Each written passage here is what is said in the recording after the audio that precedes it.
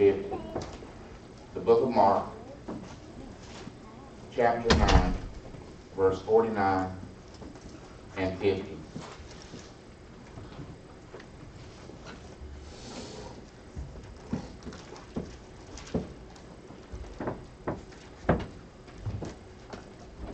Would you please stand in the reverence of reading God's Word? Brother Britton, will you read those two verses for me this morning? For everyone will be seasoned with fire, and every sacrifice will be seasoned with salt. Salt is good, but if the salt loses its flavor, how will you season it? Have salt in yourselves and have peace with one another. Eugene Peterson's The Message interprets the same passage of the Scripture thus. Everyone's going through a refining fire sooner or later. But you will be well preserved and protected from the eternal flames. Be preservatives yourselves. Preserve the peace. Sister Sylvia, would you ask the blessings upon God's Word this morning? Father God, we thankfully gather together, Lord, to hear your word today, Lord. Yes. To hear what it is you're speaking to us through your word, Lord. We thank you for seasoning and for fire and for sacrifices, Lord. Speak to our hearts today. We thank you for our pastor. In Jesus' name, amen. You may be seated this morning. The title of the message this morning is Moving Still. Moving Still. Some of you may know what I'm talking about before I even get into the message. But I would like to share with you some thoughts this morning that I've spoken to my spirit and spoken to my heart, and I hope it speaks to yours as well. It's a term that comes from one of my favorite History Channel shows. Anybody here watch Sports with Fire? Mm-hmm. It's one of the programs I like to watch. It's about modern day blacksmiths still creating things and still honing their crafts. They get on this show, and on this show they all compete to win a prize.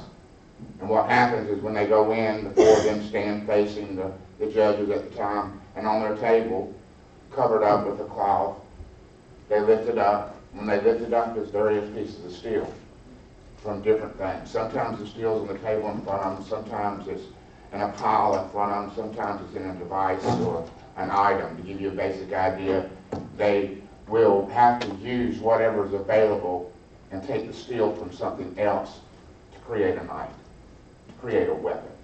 So in other words, the first form of the steel was for something else, and so they have to come back and take that same steel and shape and form it into a weapon. Some examples of some of the things they turn in: I've seen them do car axles, I've seen them do car springs, ball bearings, big, huge ball bearings. I've seen them cut propeller blades off of motors, on boat motors, but just about anything, they have to sit there and take that steel, and what they want to do with that steel is reform it into a weapon. The transformation for this entire process always begins with them placing the item in a furnace. And I'm not talking about any furnace either. I'm talking about a furnace. When you look at it, you can see how hot it is. I mean, it is blazing. And literally the metal that's in it gets so bright from the fire that it literally shines within itself. And see, in order for these forms to be able to take the new shape that they're going to become, we find out that a lot of times individuals will miss these steps. Is that what would happen is they would take these chemicals that they have and they would spray over the item, and they would take brushes and scrape it after it's gotten into the fire. And see, what happens is that those exposed surfaces over time don't adhere well when they try to get it all together. So the abrasions of life, the exposures in life a lot of times prevents the material from being able to form together the way it's supposed to. Because what they're going to do is they're going to take all this material and they're just going to get this hammer and they're just going to beat it into one solid piece. If that step is skipped, there runs into problems later on, and the process has to be re-begun. After the cleansing, the steel is placed once again into the furnace until the desired temperature is obtained. This temperature can usually be determined by the glow of the metal. Imagine a piece of steel being put into this furnace, and when you look in there, you can examine and see how hot it's becoming, and how much it glows, and how much it shines. Well, the experienced blacksmith, can look in there and gauge the temperature by the color. And once he gets it to the right color, what happens is he takes that piece of material out, and he takes his hammer, and he goes over to the anvil, and he just starts beating. And as he's beating, if he's got it at the right temperature, then this is what they call moving steel. That the bladesmith can actually move steel, because you can actually see the form of metal change in shape, and that's amazing to me. To see what was so hard, so unyielding, so solid, all of a sudden, after the fires of the furnace had been placed upon it, he could just sit there and go on that hammer, and you can just see it get longer and longer. In fact, some of the material, I don't even know how they make a knife out of it, because it doesn't look like there's enough material to start. But it's amazing how far that blacksmith, as he hits that metal, as he beats down on that metal, as the temperature's just right on that metal, you can just actually watch steel move. Well, how many know sometimes we're like steel? Just keep that in mind. I figured about time to throw that out there. And so the blacksmith will do that. But guess what? He's under a time constraint. Because that temperature, the moment the metal comes out of the furnace, what's it doing? It's cooling off almost immediately. So that blacksmith has to maintain this fine line. Is this speaking to anybody yet this morning? This fine line of keeping that stuff, the metal, in the furnace and keeping it at the right temperature, and then coming out and hitting on it while it's the right temperature. Because if it's not the right temperature, if it's not hot enough, guess what happens with the metal? It becomes brittle. It becomes breakable. It's not easily formable, malleable. I mean, malleable is extremely important in designing and in making stuff and in forming stuff. So the blacksmith would have to keep this process going, is that he would keep the steel in there and keep the color going, pull it out, hammer, hammer, hammer, hammer, hammer, and then know exactly when to put it back in. Now what happens if the fire gets too hot? It comes out and it maintains no form. He just beats it, and whatever the way the hammer hits it, guess what? That material just goes any way and every way. It's almost liquid. So again, there's a very fine line between too hot, not hot enough. And so that blacksmith throws it, and he has this weapon in mind as he's forming it. You can actually see it. It's amazing to me to see how well they can form it in their head.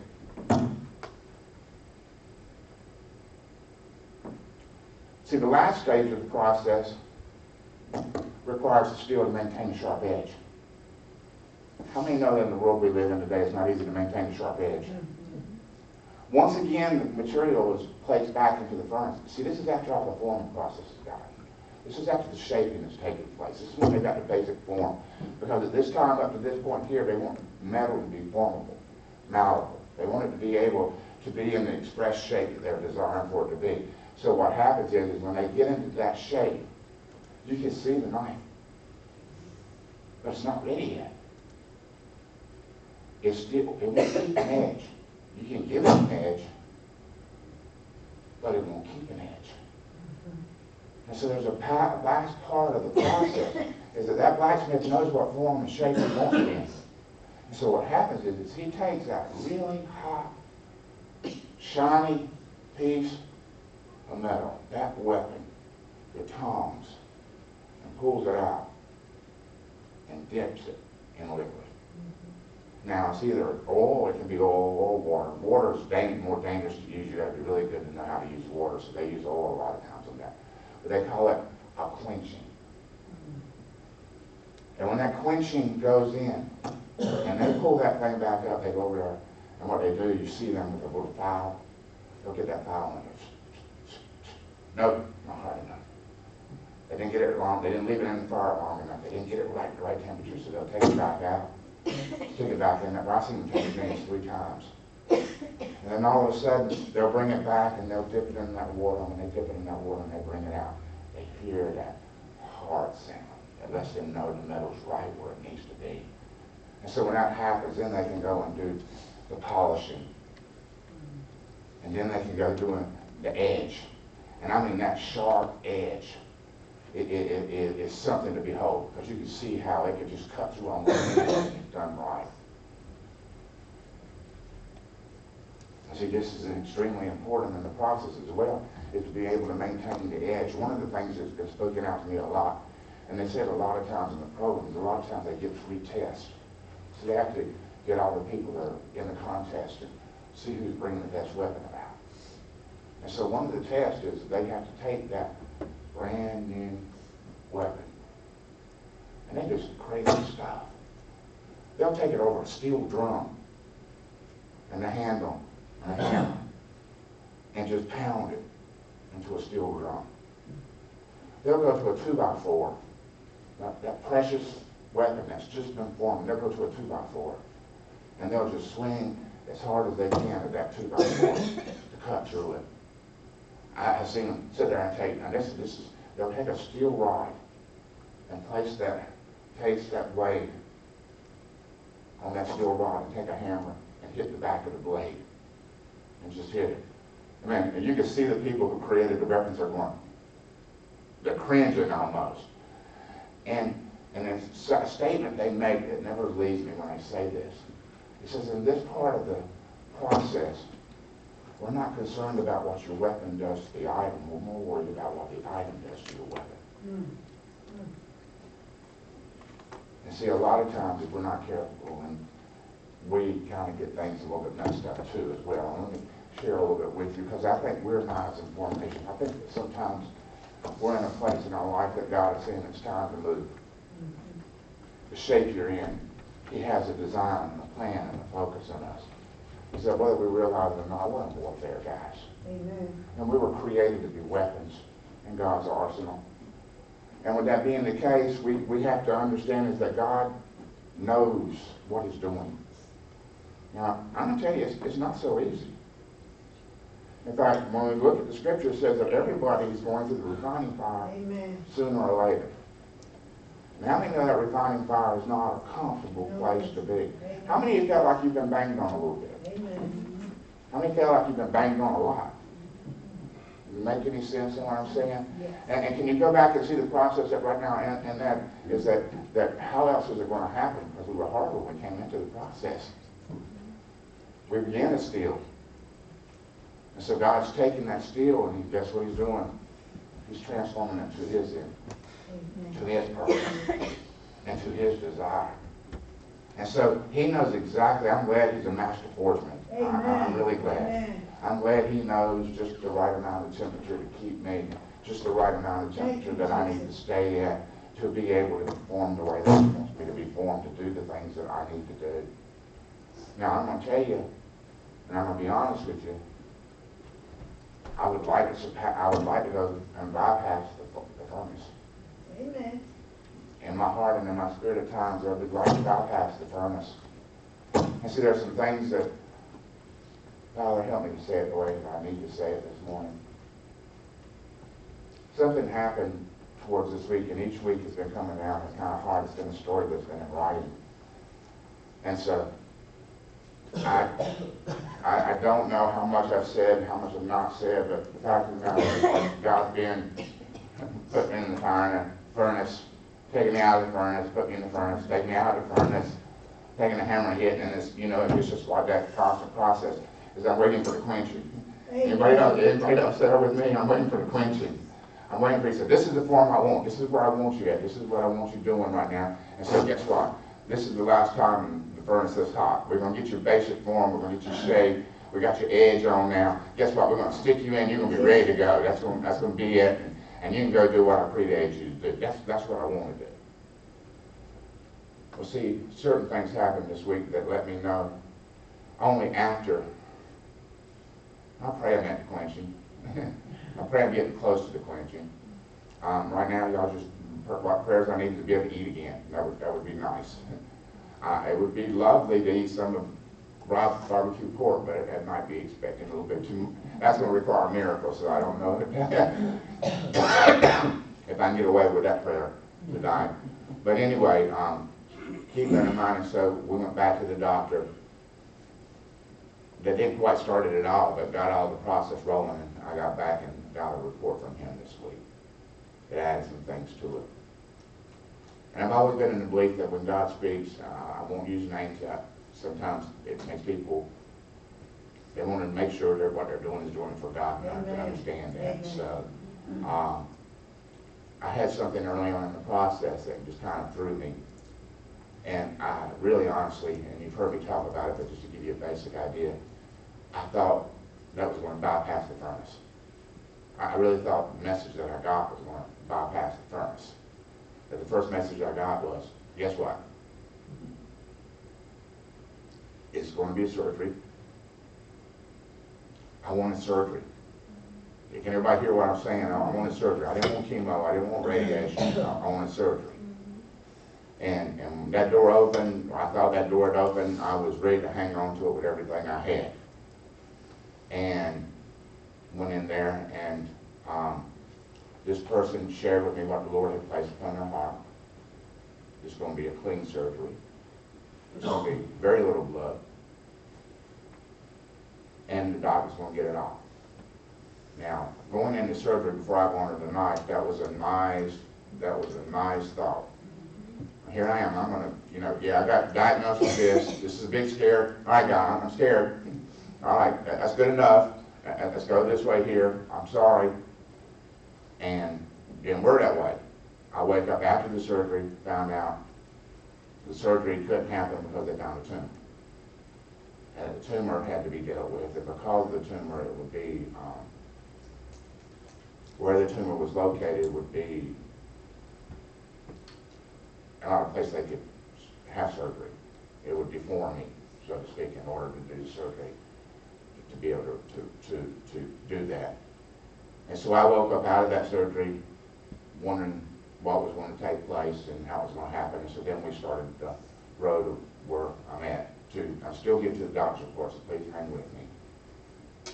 So that word was given to me. That was a word that I thought, all right, good. I'm at this place, but I found out the furnace was in front of me still, to go with the other stuff that I've gone through, the things that have happened. The furnace was still there, the hammer was still there. It's been 4.5 months of hammering, it feels like. And so when we get to the back end of it, two of my doctors, they're really happy. I mean, they're really happy. They've looked at what the CAT scan says, and they've given, I'm telling you, I should glow in the dark. No doubt about it, I should glow in the dark. As many scans that I've done, CT, if nothing else, vibrate like flash. The CT scans that they put me through. So, the doctor, the ear, nose, and throat doctor come back and says, I want to remove the lymph nodes, and I'm going to take a biopsy of the tumor, where the tumor was at. And the other two doctors said, you know what, we're not, we think he's jumping the gun a little bit. It usually takes a little bit longer than this. She still got, and I thought, when I got to the end of the chemo and the radiation, it was going to be a couple of weeks. That stuff does stuff that just lasts longer than I was expecting it. And they said, give it time to, it's still killing stuff in me, so to speak. And so the doctor said, give it time to finish its work. The other two doctors did, but this doctor here says, I think we need to go ahead and get the lymph nodes out. Go ahead and take a look at it. All right, now that's my call, but I'll do what you want me to do. Well, that usually from the other two doctors' perspective would resolve the issue. Surgery wouldn't be necessary. Surgery wouldn't be needed. But I had a word given to me that said surgery was going to happen. It was going to be a clean surgery. There's going to be a little blood, and that they would get it off. Well, the surgery, I think the doctor said there may have been 2 drops of blood. He got it all. When he came out, he kept wanting me to act excited. All he's ever given me is bad news since I met him. He walks in from the surgery, and he's beaming from ear to ear, and he's saying, got it all, looked good, went great. I mean, it was some kind of surgery. And he looked at me, did you hear what I said? Yeah, but I'm waiting. I'm waiting for the shoe to drop. I'm waiting for because that's what it's, the hammer. I'm waiting for the hammer to drop again. What else is in there? And they started sharing, and then I go to my a radiation doctor, and he starts sharing something with me, and he says, Jim, the shrinking is looking good. And I'm sitting there saying, well, the ear, nose, and throat doctor wants me to go ahead and have the biopsy at the place where the tumor was in my mouth again, so she's expecting something going to be there or whatever else, and not happy with that. And I'm trying to figure out, because you got to dig questions out of them. And the radiologist, he looks at me, he says, no, there's no, we can't see any residual from the tumor in the mouth. I said, you could have led with that. It would have been a really good thing to lead with in this conversation, because I'm sitting here worried about y'all talking about surgery. Here I'm at the other side of it, gone through the radiation, gone through the chemo. You still want to take me through the surgery, and you're still talking about needing to get a biopsy on my tongue. It would have been really nice to tell me that the tongue was okay, because that was what I was afraid the ear, nose, and throat doctor was concerned about. All right. So all this takes place. Surgery goes through. Vanessa could see me starting to get a little bit, I don't know, she said, well, he's smiling more. Each report from the doctor started getting better. Well, we got to see the ear, nose, and throat doctor this week. And he says, Tim, that was residual tumor in those lymph nodes. Don't know if it was alive. Don't know if it was dead, but we made the right call. And I stopped him.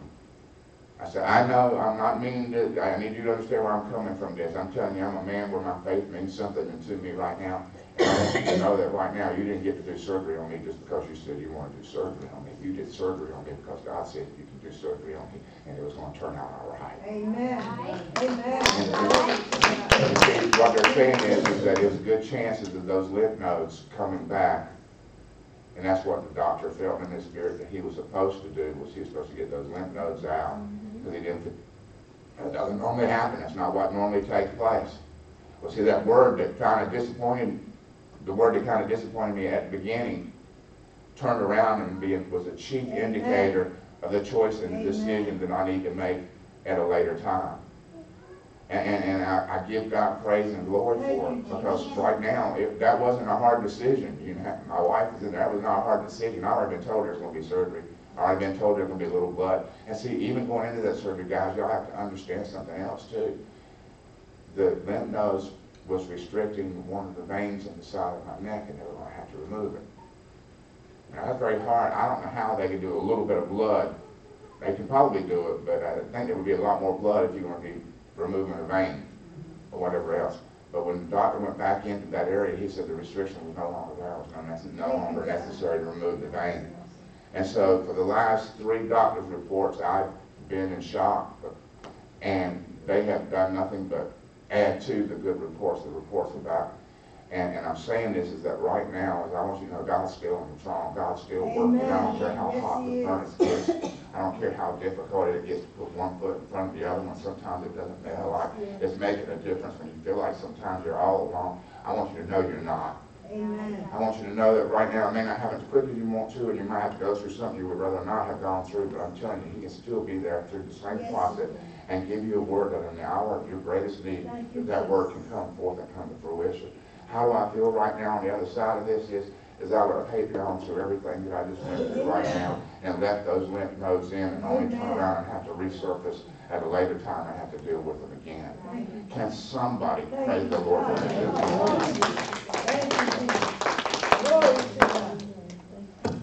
I know it's not a long sermon this morning, but what I do know is a testimony that needed to be given. Amen. And a word that needed to be shared. And what I wanted to share with you is not all the way on the other side. I'm a good ways there. So I still appreciate your prayers. And God's still moving. God's still working. And I look forward to the time that I'm back even more like myself. Amen. But I need y'all to understand something. I don't think it was meant for me to get back the way I used to be. That's right. Does everybody understand what I'm saying? I think this was one of those furnace times. This wasn't the pot on the potter's wheel. This was the steel on the fire. Amen. so I want y'all to know that and to know that God has a future and a plan for all of us. And I know that there are others in this place that are going through similar situations as well. And please do me a favor. Please, please, please, with all that's in my heart, if you need me, call me. God's good to you guys. I'd like to pack us 7 days in a row, but right now I take 2 or 3 days in a row. Amen. Y'all understand what I'm trying to say? And those 2 or 3 days I would get them to help in my parties. They only do so much, and it's not too hard to get the party straight.